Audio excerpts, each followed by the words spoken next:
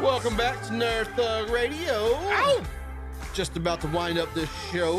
Yeah. I'm the Captain Joey Savage. Corey DLG. I'm the hipster Padawan. That's Colt over there. So I would do like I would put like a nameplate with my name on it with like guns behind it.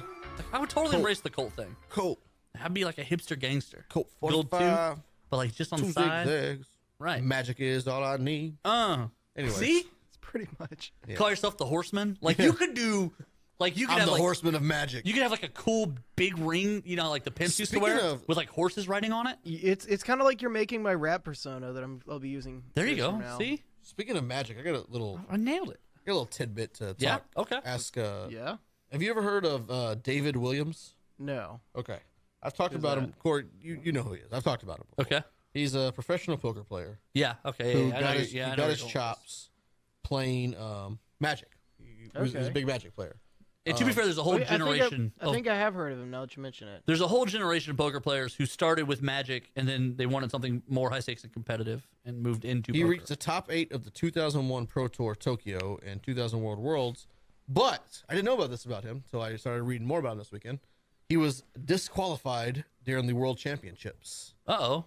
So, Colt, what is a accumulated knowledge card? Is that something pretty big? What card was it? Yeah, accumulated knowledge. Yeah, I think I know what it is. But keep talking. Okay, so I know what card you're talking about. the this is like the 2001, right? Magic the Gathering, not poker. Magic the Gathering. Yeah. Okay. Yeah. So accumulated knowledge does load Dead up air. slowly. It loads up. Internet connection. So- All right, so it draws you cards, and then it draws you like additional cards equal to the number of like accumulated knowledges you already have in your graveyard. So the more times you cast them, like the later ones draw you more okay. cards. Yeah, that makes sense. All right, so if you've already gotten 2 of them in your graveyard, draw now you two draw of them. 2 cards. Something yeah, like yeah, that. okay. So he had made in 2001. He made over $30,000 playing Magic the Gathering. Which is cool. That'd be, Williams, man, that's right. a cool living right Yeah. there, right? Yeah. So, but he was disqualified in the World Championships in Toronto for using marked cards. Ooh. So he Who had is this guy again? David David Williams. Williams. So he had 3 of his 4 accumulated knowledge cards were bent more than the other cards in his deck, making them easier to cut to whenever he cut his own deck after his opponent shuffled it. The tournament's judging staff determined that the bending was not accidental and that Williams had cheated based on 2 criteria. Each time he cut his deck as a part of pregame shuffling procedure, a copy of accumulative knowledge was on top, and the judges were able to consistently cut his deck to a copy of the accumulated knowledge. So Williams admitted that the cards were marked, but disputed the determination that he cheated by marking them intentionally. So then he was suspended from the Magic the Gathering like Pro Tour, and that's where he began his Poker. started focusing more on poker. That's not cool, man. I know, right? That's not cool. I lost a lot of respect for him. Like, I always thought he was a really cool guy, and he cheated at Magic the Gathering. Like, I mean, we laugh, but people are always looking for that extra, Yeah. right? I mean, no matter what it is. Have you heard the Phil Ivey story? Someone thinks Phil Ivey cheats? He did. He got caught. Oh, yeah. Okay, this wasn't This poker. wasn't poker. No, this was. This was him helping that old lady. No, this is a it wasn't, cool it story. wasn't even an old lady. It thought was a younger lady. Oh, okay. All right. But yeah, Phil Ivey is probably regarded as one of the best players Right. card But players he's banned. of all time. But he's banned from many casinos In England. from Yeah. actual gambling. Because of it's a game called Baccarat. Yeah. And, he basically edged the deck, and he once so it was this big thing. Like it's like $30 million that he has to pay back to like this casino. But the story is really interesting. Yeah. So I'm gonna recap it for our listeners because people who don't know it, and you can correct me on what I get wrong Go here. ahead. But the woman essentially felt like the casino owed her Yes, hundreds of millions of dollars. yes, She felt like she'd been taken advantage of. In other casinos, what they'll do is they'll have Chinese and foreign nationals sign lines of credit for Chinese whales because the Chinese whales don't when the Chinese nationals gambling's not recognized in China. right. So they'll leave your country and they'll ignore your gambling debt.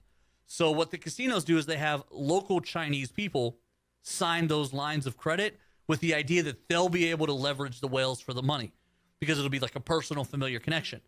So this woman was on the line for tens of millions of dollars to the casino.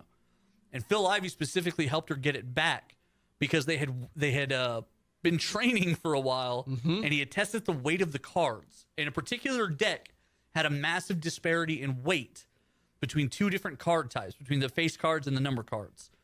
And so he felt like he had developed a good enough touch that he could tell the difference between he never touched the cards. Oh, there was a marking on the back of the cards, wasn't Yeah. there? Yes, that's what it was. It was edge sorting. And so he could see a difference between the paint and the numbers. And therefore, he knew what cards were laid out. He used a technique called edge sorting that helped him identify beneficial cards from patterns on their backs. They're saying it was cheating, and Ivy said he admitted he used the technique, but insisted it was perfectly legitimate. Yeah, so the And casinos didn't want to do the payouts. Yeah. But Ivy maintains that he won those bets, and the casino owes the money to the girls. And those girls they're to be fair, the girls are using the money to get, basically, they got taken advantage of. Yeah, so you can identify cards face down by picking out subtle differences in the patterns on their backs. His counterpart, it was another professional gambler, an Asian lady. They pulled it off. Yeah.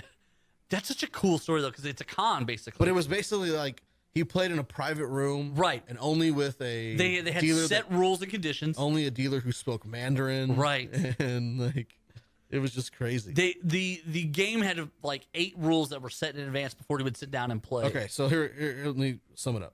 They asked for a specific brand of playing cards with a distinct white circle pattern on the back. In the first round of games, they had the dealer rotate all the 7s through 9s, the most valuable cards in baccarat, 180 degrees, as they first came out of the shoe. It might seem like a strange request, but casinos often indulge gamblers' superstitions. They played long enough to where they could figure it out, and the casino just obliged with it. And then he would bet his just his bets accordingly, and then he went from there. So they edge sorted. I mean, it's crazy. You don't like hearing about cheating, but sometimes, like the Phil Ivey stories, it's quote unquote for good cause. Well, Plus, it's hard to feel bad for the casinos. Yeah, well, he's saying that he didn't cheat because he never even touched the cards. He just That's first of all, that's not how you know if you're cheating. he or not. noticed- That's not one of the rules. well, of he's like I cheating. never touched the cards. I didn't, He didn't mark them, but he knew about markings. Yeah. That's the same thing. he studied the cards. That's the same thing. Like That's knowing crazy about story. marking Like and marking cards. It was like 7.7 million pounds or something like that. Yeah, it's something like got busted in 13 front. million or something. It just summed up. But yeah, the dude's won like an insane amount of like live winnings over the years. Phil Ivey or the other guy? Phil Ivey, Yeah, Phil Ivey's one of the best Oh, poker players man. in the world. Tiger Woods of poker. But Phil Ivey's not allowed to play cards in a lot of casinos. He can play cards still. Poker's different. There's No. He can play. No. He's allowed to do his poker stuff, but he's not allowed to gamble in a lot of the casinos because he's a notorious. He's an advantage finder, if that's Yeah. what you want to call it. he do what he does. He's a notorious advantage finder. He do what he does. But what's kind of interesting about that world is I love Poker World. well, it's sort of interesting because casinos, they know about people like Phil Ivey. Yeah. They know about card counters. They know about all the different stuff. And there's different realms of what's acceptable and unacceptable and what's okay and not okay. And they'll tell people, you've won too much money. It's time to go home. Yeah. Like, we know you're doing it. Now you've made us mad. Like, you passed like the gentleman's agreement. Time kind of to go thing. home. Right. Time to go. It's time to go. You've won too much from us today. It's time to go. And so like, it's kind of an interesting idea that like, they know Phil Ivey's a cheater at other things, not necessarily poker. It's harder to cheat at poker. But like, it's interesting that they know he cheats at cards, and then they're like, "But you're more than welcome to come play poker here, celebrity poker player." Did he cheat? It's just edge sorting. No, it's cheating. It's 100% cheating. You think so? Yeah, anytime you have an advantage, an unfair advantage that isn't about how you play, it's cheating.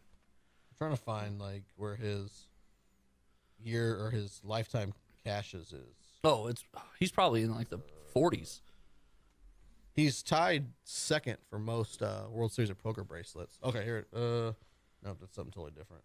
I don't know. I saw it the other day and I was like, holy crap, that's a lot of money. Yeah, he's probably in like the mid 40s, easy. I love hearing like the stories of some of these poker guys. So like there's one guy, Chip Reese, who passed away like 10 years ago now. But they call him like, Doyle Brunson says he's like one of the best players of all time. Like he was the best, And I love me some Dole Brothers. yeah, best poker player of all time. Oh, here it is. Is this everyone? Nope, that's not it. Anyways, so Chip Reese went to, he went to, I want to say Dartmouth, but I could be wrong. That's where he learned to play. Like they named like their card room after him. But he was going to go to law school in Stanford, And so he had moved to Arizona in the meantime. And so he went to Vegas to play. And like his first trip in Vegas, he won so much money that he didn't go to law school, never left Vegas, and ended up calling his work that next Monday. I was like, I quit. And then paid someone to drive to Arizona, pack up his apartment, and drive his car back. Yeah. Okay. I mean, if you have that kind of week, yeah. So many crazy, like, just how these people like got into the game of poker. Like now, most of them they started playing online. But well, yeah, there was old a couple. school gamblers. There's a couple of the kids who came up together that were the math guys that they talk about now, who like the ones who play like I do, where they're not afraid to play low hands, because they know the statistics and all that. And got to mix it up. Yeah, you do, and especially if there's a lot of players in a hand, you can play the low hand because if there's 5 players in the pot, they're not all playing paint, and if they are all playing paint and they all miss, you probably hit. Yeah. So you know the math guys who play the odds. There were 4 or 5 of them who all had the similar story where they're supposed to be going to school for other stuff, but they've gambled so well online that they're like, you know what? I'll just do this. Yeah, and they call home and they look, Mom, I love you, but this is what I got to do. And then Black Friday hit and all those online pros were done. That is such a crazy story too, where the government basically just swoops in and just cashes your check. Yeah, man. they took all the money. Yeah, they took all of it. They seized it all because it was considered illegal. Right. Crazy. Man. Stupid government. Can you imagine? I always like to think about the guy who gets out the day before. Yeah. Like the guy who closes his account Thursday lunch because like, you know what? My wife said I really got to shut this stuff down. And I got to cash out. I got like $400,000 in the account. I'm done. Well, we are also done. This has been episode 86 of Nerd Thug Radio. Thank you for listening. Tomorrow the podcast will drop. Don't forget to check out our friends Spacecast Gaming, 2920 Collision. And Papa John's Pizza. Now hiring. Corey DLG. Same Nerd Thug time, same Nerd Thug channel. Holla at your boys.